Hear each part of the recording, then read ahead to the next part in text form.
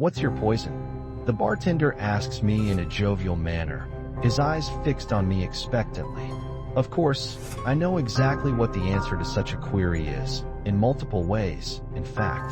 To start with, my poison of choice, were I to choose to partake in such ghastly endeavors such as murder, would be thallium. Tasteless, odorless, the poisoner's poison, as they say. Though, of course, that's hypothetical. I wouldn't do something as barbaric as that. Not with poison, anyway.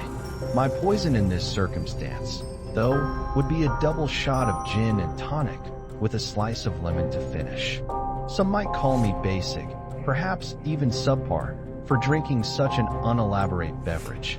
I believe drinks can help make a person, but I also believe that people are liars, and as such, a drink certainly shouldn't decide where on the intangible personality scale they sit. I place a gloved hand on the bar counter, hands shrouded in black as I clear my throat. The bartender gives me an extremely perplexed look. Miss, my apologies, but I've never seen you in here before. I might be mistaken, but dash. I cut him off with a raise of my hand. Oh, I know, but you will see me again quite soon, I'm sure. The weathered man shifts on the spot. The uncertainty is visible on his face. I offer him a small smile, my red painted lips framing my pearly whites as I aim to quell his apparent discomfort. I mean, for drinks, you know, I think I'll come back here more often. The tension leaves his body in an instant, his face once again morphing back to the jovial contentedness he had just before my little comment. Oh right, sorry, took that the wrong way. I shake my head, my ginger locks following my movements as I chuckle. Not a problem, I can see why you'd find that weird. I reach my hand downward, thrusting it into the depths of my burgundy handbag, feeling around for what I need. I brush against something, the shape of a bottle unmistakable against my gloved palm. I finally find what I need, plucking my purse from the container. It's a dainty little thing, pastel blue with silver clasps. Demure and inoffensive, just like me. Here, for the trouble, I say as I thrust out a 5-pound note towards him. I drink in his expression as he looks at the money. He wants it, I know he does, but does his desire outweigh his modesty? That is the ultimate question here, and his next action will display the answer in full. Tentatively, his left hand clutches the currency, and then retracts, stowing it away in his trouser pocket. He mutters a thank you as he walks off. I think I rattled him a little. Typical, how typical. Though I can't blame him really. The barman's plight is exceedingly woeful. I've watched him for a while now. I know how he works. I know that he leaves for work at exactly 12:15, Monday to Friday. I know that he drives a Nissan Micra with a number plate BDZ 745. And I certainly know that his wife and children would be upset if he were to be living a double life. Such a meaningless existence, living on borrowed time. They're always found out, and they never understand that. His wife is a pretty young thing, not unlike myself when I was a young woman. Blonde, charismatic, and strident. I can't see anyone else worthy of giving those children what they need. I see the adoration in her eyes, hanging onto his every word, a little lamb by his side. But of course, she isn't enough for him. Nothing is enough for him, and that's why he took my money. Beyond that charming exterior is a wretched soul with a cold heart. He sees her every week, too. He tells his wife that he's got to work late, and indeed he does. But not at his job. All his work entails at that hour is maintaining his relationship with Faye Green. Yes, she's just as contemptuous. I see a wench in a woman who knows her lover is married. A vile, repugnant person is what she is. Both of them are full of hedonism, with not a single care for the ones they affect. I take my leave from the bar, wincing slightly. My hands are intermittently pulsing, a buzzing sensation under the skin. While it's not unbearable, I should remedy it while I can. It'll only get worse as time goes on if I choose to ignore it. My brown-heeled boots lead me to a secluded area just adjacent to the bar, where a group of low-hanging willow trees congregate near to the local woods. They provide me with the perfect cover that I need. Thick, whip-like branches form a tight-knit mesh as they hang down, obscuring me from onlookers. My hand once again reaches inside my bag. This time, the glass bottle comes out. It sits in my palm, a white sticker upon it labeled Flora. I suppose I like the irony of the name my mother gave me. Mother also made the tonic and passed down the recipe to me once I had shown symptoms. Not out of kindness, though. Oh no, my mother was the first hedonist that I had the misfortune of knowing. One might even claim she was the catalyst for what will soon transpire. The experimentation was cruel, to say the least. I wasn't the first, but I would be the last. Locked in my room was where I stayed. Her hydroponics lab off limits to us youths. Unless, of course, we were needed. The drugged stupor she kept us in was bad enough to keep my memories of such a long-gone event fairly hazy, though I remember a few parts. I remember needles of purple, notebooks, rows and rows of plants I didn't dare touch. And the fear. The fear was intense. All of us shared it. We went into those rooms not knowing who'd come out, or if my brothers and sisters would become twisted abominations before the day was done. And to think, she told us this was supposed to be helpful, a new step in ensuring human survival. I was the first success, and as such, she couldn't let her only promising child expire from mutation. And so here I am, 42 years old, holding the liquid that keeps me from joining my long-dead siblings, due to a sick desire to monitor my progress. It tastes rather bland, really, with a slight hint of peach. I wince once again, face pulling into a grimace as I feel the pulsing come back with a vengeance. A frown sets into my face, and I sigh. I unscrew the lid of the bottle, preparing to drink the gray liquid housed inside. My hand raised to my mouth, ready to drink. No, not quite yet. I must endure this just a little longer. The pain is becoming a large obstacle, one that my dear mother made clear that she found to be a necessary setback in the onward march towards salvation. We were never allowed to know too much, never allowed to understand the inner workings of her mind. Of course, we weren't viewed as people, and as such, the woman found no issue with keeping us in the dark. I intend to do my own research soon, anyway. I have spent too long trying to hide, trying to suppress my painful condition. I have felt every emotion imaginable, from bitterness to resentment, despair to rage. Surreptitiously gaining information on this particular man has not been easy, but being exposed to wanton hedonism has got me to where I am now, and I cannot overlook it. The subject of my wrath is possibly a little unorthodox. One would be quite correct in that there are several million others with a more self-serving character than the insignificant man I have chosen. Of course there are, I know this. He's just a suitable candidate to start with, a detestable person who's easy for me to find. I am so sick of the decadence. It frustrates me so much. I simply want a world full of kindness, a world full of helpful, wonderful people. Why is that objectionable? Surely no one would argue that a man such as Norman Brady, bartender by day, cheater by night, should ever be treated favorably for his actions? I don't know what will come of my idealistic wondering when the time finally comes, because I've never tried before. The apprehension has simply been too strong up until I met him.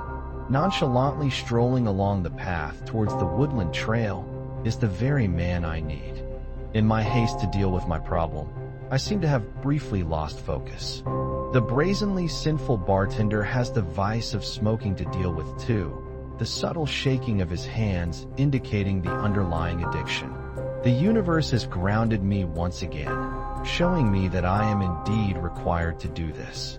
I slip my elixir back inside the handbag, feet following along behind the unaware Norman, watching his hands shift from pocket to collar. He's walking towards the tree line, the concrete turning to vibrant greens mixed with the gnarled brownness of the trunks as, surprisingly, he decides to take his break further into the woods than usual. His black shoes take him beyond the border and into the wooded shroud, passing the usual spot. I know why he does it, but I don't usually see him descend in further than the edge.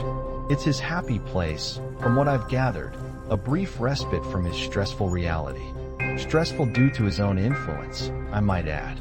Further in we go, the rustle of leaves and dirt under my feet remaining unnoticed. I keep my distance and follow slightly to the right instead of directly behind. Finally, we reach a small clearing. A huge log lies lengthways across the span of the small break in the thick line of trees surrounding us both. From behind a particularly thick trunk is where I currently stand, waiting for the right moment. Oh no, Faye, I'm on my break. No, I'm not smoking. I silently sigh, allowing myself to ease out of the tense stance I have adopted. Of course he'd be on the phone to her. I'm glad. I'm having a good day too. Rather slow at work though. I don't have time to listen to this any longer. This droll diatribe is ridiculously unengaging. I begin to grasp my left glove, sliding it slowly off my hand, keeping it ever so steady as I do. The black leather unshrouds my hand, and my skin is revealed. I pull a face of revulsion. It's not pretty, and it's worsened since I last went without taking a swig from the tonic. Toxic, green, pulsing veins are visible on my skin, churning and raised as they flow all through my hands. Similarly colored pustules seem to bubble slightly as they grotesquely claim the surface of my flesh, clinging like leeches. My very skin is a sickly, pale teal, stopping at the top of my wrist. The concoction I drink the only thing preventing its advancement. The small tendrils of teal that seem to be starting to creep show me what I've been feeling already. It's growing increasingly untenable as time goes on. The other glove comes off, the state of the right no better than the left. My focus then shifts back to my environment, beginning to fully process the phone conversation meters away from me. Wait, you can't be serious? I step out of the tree line and feign a fall, crying out theatrically as I do so. He whirls around, eyes concerned instantly. I'll call you back in a second. He drops to his knees to comfort me, arms trying to find mine. I'm sprawled fairly dramatically, and he has to lift me up. I ignore the revulsion clearly visible on his face. He backs away to what he assumes to be a safe distance. He recognizes me. I see it in his eyes. Oh my God, I think you're sick, miss. I'll call an ambulance. I hold my hands out to him, not ashamed anymore. I am sick, Norman. I'm sick of you pretending you're of the empathetic sort. The man gives me a look of bewilderment. How do you know my name? We met today. I don't remember giving you my name. I simply thrust myself forward, arms snaking towards him. He yelps, making to run, but I'm already upon him. I pounce, throwing him to the ground with the momentum of my jump. We tussle on the ground, a mad fight for dominance as we grapple. My hands reach around his neck, gripping it as hard as I possibly can. He begins to gasp, the shock and pain of his windpipe being pressed on stopping his struggles temporarily. I squeeze harder, the green in my hands flowing faster, more erratically. The bulbous pustules begin to burst, leaking a viscous liquid, dripping onto him. I grimace. The pain is quite intense for me, but the adrenaline is getting me through this. Suddenly, he jerks from under me, throwing me off him. I'm reminded that his strength supersedes mine. This could be dangerous. I'm gonna kill you. He breathes heavily, staggering towards me as I try to scramble to my feet. He reaches me, throwing me against a tree, arms raised, ready to strike. His eyes widen in utter terror. He begins to stiffen. I hear a sickening crunch as what sounds like his entire spinal column begins to stretch and shift. His eyes convey absolute agony, but it seems he cannot speak. The shift begins to change his position to be impossibly straight, like his entire backbone has just been stretched upwards. He looks at me, tears running down his cheeks as the viscous liquid on his neck seems to fizz and dissipate, fully disappearing inside of his skin. I stand up, intrigued by what I have just started. His arms start to jerk and twitch, gaining bulk as they force themselves outwards, his entire skin beginning to darken, slowly but surely turning from creamy Caucasian to darker brown. More and more snaps can be heard, a silent scream in his mouth with every one. His bones start to shift under his skin, protruding and twisting, turning that same brown color as they start to rupture his arms like germinating seeds. I wince. This isn't exactly what I'd imagined. I knew it wouldn't be pretty, but this is rather brutal. The metamorphosis continues, the erected bones beginning to grow even longer, spiraling and meandering as they settle into what seems to be their final position. They sprout little buds on their ends and darken fully, skin and bones seeming to convert to a more rough-looking material, brown and hard. It looks rather beautiful, if I'm honest. His arms are fully converted now, almost symmetrical in their gnarled, twisted glory. His torso seems to be the next to change, hardening and twisting slightly, and growing upwards, towering over me now, a good 9 feet off of the ground. That same brown coloration overtakes his chest as it rips his clothing away, revealing hardening flesh, the very ding, seeming to change in front of me. I almost feel pity as I stare at him. The pleading in his silence is deafening. He's becoming something gorgeous, though, I can tell. The coloration has overtaken his torso completely and begins to widen. More wrenching can be heard, whole structures being reformed as a thicker, wider frame is created from his midsection. I then begin to recognize that the material this is his bark. Oh, my mother, that sly woman. That coveted, wretched old bitch. I pace around the changing man, looking at him up and down, inspecting his every inch as I ponder to myself. It's starting to become clear now. My mother's vision might actually make sense. Norman's eyes follow me desperately, silently screaming at me to rid him of the excruciating pain he's going through. I couldn't even stop this if I wanted to. I don't know how. And besides, I have to know what this means. I'd expected my touch to kill him, not do this. His torso has become a sturdy trunk, hard and solid.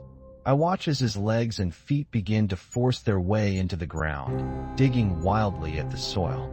Wrenching and writhing, his dirt-ridden soles burrow their way deeper and deeper until they're no longer visible. From here, only his waist is still above ground, and my morbid curiosity wonders what's become of his legs below the surface. Eyes wide with terror, bloodshot, and weeping, the man watches as his waist begins to change too. My own gaze follows his, to where what seems to be a base is growing. His hips expand, stretching to extreme proportions, clicking and scraping as they too become bark. Only his head remains, hair soaked with sweat, eyes sunken and face red. He's close to passing out. Wait there, Norman. Let me find your phone. I want to remember this. I drop to my hands and knees, rooting around the area for the man's dropped mobile phone. The cracks and snaps I can hear behind me are largely ignored. It's probably his legs. The background noises rise in intensity, and I make a face of irritation as I continue my search. Gosh, that man never did have any manners. If this phone hunt takes too long, I might not be able to document it. My hands finally lay themselves upon the object I seek, lying in a bush nearby. Returning to my feet, I thrust the phone out towards him, hoping to see a disheveled face on the camera screen, but I am awestruck with what I see. In place of Norman Brady's wretched body is a thing of beauty. A mighty apple tree has blossomed in full, the last vestige of his head having formed into the powerful essence of a tree. Large branches twist and turn, bearing shiny, red fruit on its vibrant green leaves, forming a bush-like canopy around me as I stare. I cannot fathom its beauty. I raise the mobile phone, and it emits a short flash as I take my first picture. I created this. My hands forged this goodness, this purity. I begin to ponder once again as I reach with careful hands to pluck an apple from the Norman tree. I note that my hands don't seem to adversely affect the fruit, the healthy red glow seeming to intensify as I take a bite. A crisp taste, with juicy sweetness and a subtle dash of bitter aftertaste to even the flavor out. And as I finish swallowing, a sense of enlightenment washes over me, my thoughts finally culminating into their apex. I understand. My mother's vision, her ideology, this tree in front of me, made by my touch. This is immortality, a rebirth, returning to nature in its purest form. I may finally have what I've wanted for so long. I feel myself begin to tear up a little. No, I must be strong. There's still so much to be done. There are so many to be purified before the greed my mother showed me is gone. And as I leave the secluded refuge in those now blessed woods, newfound knowledge in my mind, I feel a vibration coming from my palm. I glance at the phone in my hand and read the message that's just come through. 3 unanswered calls from Faye Green. Written by Zugzawang. Content is available under CC by SA.